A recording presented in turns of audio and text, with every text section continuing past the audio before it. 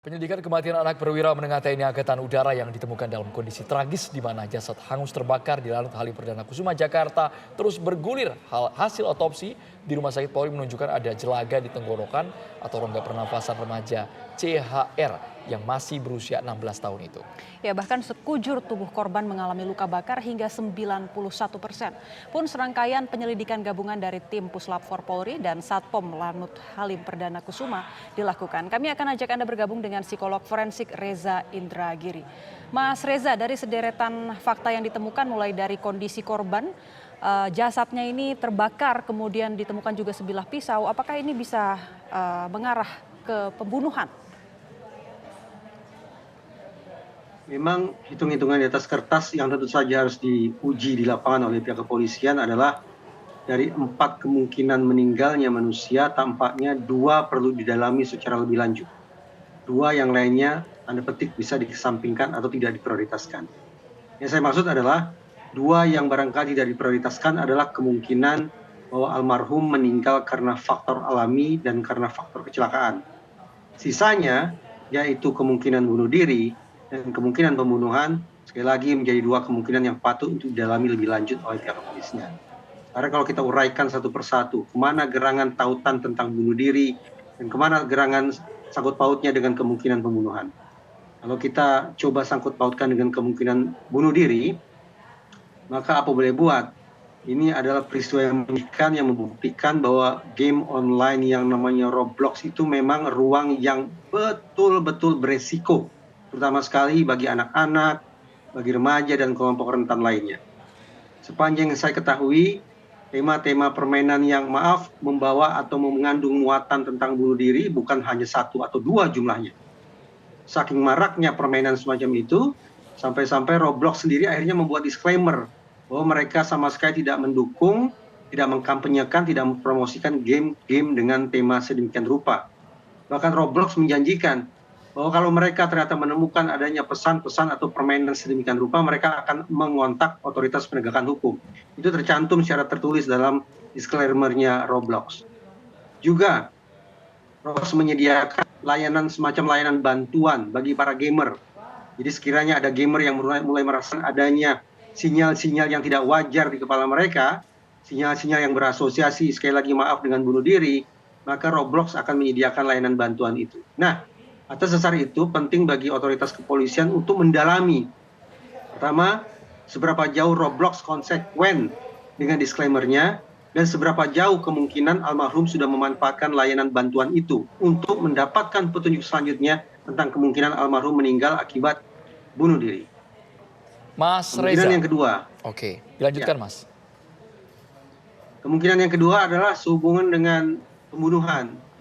Kalau sesaat lalu kita membangun spekulasi tentang bunuh diri, sekarang kita mencari di mana gerangan penalaran tentang kemungkinan bahwa peristiwa ini merupakan pembunuhan. Karena almarhum meninggal dalam kondisi luka tusukan dan dibakar atau pembakaran, maka terkenang oleh saya bahwa dalam setiap aksi kejahatan, paling tidak seorang pelaku memiliki 2 misi. Misi yang kedua adalah bagaimana pelaku bisa lolos dari jerat pidana. Caranya menghilangkan barang bukti, menghilangkan saksi, merusak CCTV, membangun alibi, dan seterusnya. Pertanyaannya, adakah kemungkinan bahwa tubuh almarhum kondisinya terbakar sedemikian rupa merupakan manifestasi dari misi kedua kejahatan? Bahwa ada seseorang yang telah menghabisi almarhum, kemudian mencoba untuk melarikan diri, menghilangkan jejak dengan cara membakarnya sedemikian rupa. 2 kemungkinan yang harus diinvestigasi oleh pihak kepolisian. Mas Reza, yang paling condong ke arah mana Mas? Karena luka sayatan ini bukan hanya 1 tapi ada 6. 3 bagian dada kiri dan juga 3 bagian dada kanan. Bahkan ditemukan sebilah pisau serta jelaga di bagian tenggorokan Mas Reza. Saya tentu tidak ingin mendahului kerja otoritas penegakan hukum dan tidak ingin menambah kesedihan sekaligus kepedihan keluarga almarhum. Tetapi yang saya bayangkan adalah, ini ketika seseorang memutuskan untuk mengakhiri hidupnya sendiri, tampaknya dia tidak akan menggunakan cara-cara yang terlalu sophisticated. Kenapa? Karena dia sudah dalam kondisi sakit, kondisi menderita, dan seterusnya.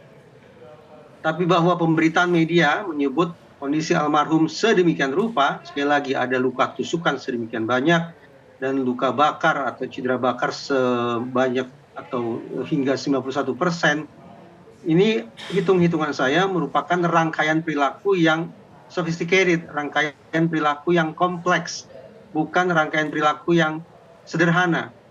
Karena saya membayangkan bahwa ini rangkaian perilaku yang kompleks, maka dengan segala hormat, saya cenderung untuk mengatakan kemungkinan ini pembunuhan tidak bisa ditutup. Alangkah baiknya seandainya otoritas penegakan hukum mencoba mempertimbangkan untuk memprioritaskan investigasi terkait kemungkinan yang satu ini, tanpa melupakan kemungkinan yang lainnya. Oke, Mas Reza, kita lihat bahwa lokasi korban tewas ditemukan ini merupakan area ring 1 ya, kalau berdasarkan keterangan di lapangan yang tentunya tidak mudah untuk dimasuki orang luar. Nah, apakah ini juga bisa jadi petunjuk mengenai penyebab kematian korban? Kalau itu ring 1, maka saya bayangkan bahwa lapis keamanannya akan lebih banyak daripada ring 2, ring 3, dan seterusnya. Entah itu ada personil yang melakukan patroli, entah itu ada CCTV, dan seterusnya.